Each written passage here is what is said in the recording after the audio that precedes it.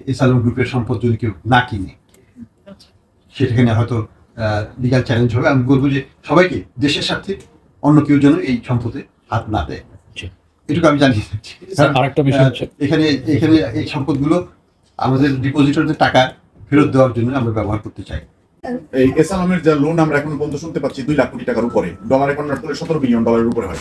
তো এটাই কি স্যার পৃথিবীর ইতিহাসে সবচেয়ে, মানে শুধু বাংলাদেশ না, পৃথিবীর ইতিহাসে সবচেয়ে বড় ব্যাংক কেলেঙ্কারি কিনা, না আরো আছে এরকম?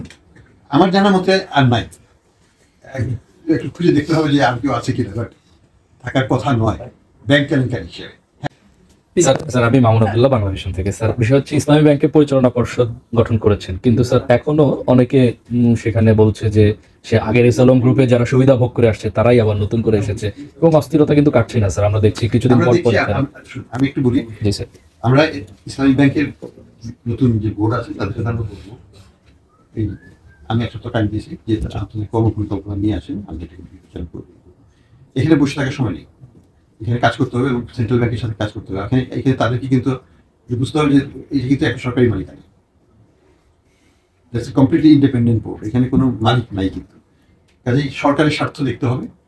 সরকারের স্বার্থ মানে হচ্ছে জনগণের স্বার্থ, মানে ডিপোজিটরদের স্বার্থ, সেটাই দেখতে হবে একমাত্র দায়িত্ব। এখানে অন্য কেউ মালিক নয়। আমরা ভোট দিয়েছি, দরকার হলে ভোট চেঞ্জ করবো। কাজেই তারা যদি এখানে সহায়ক ভূমিকা পালন না করে, আমরা অবশ্যই তাদেরকে পরিবর্তন করে ফেলবো।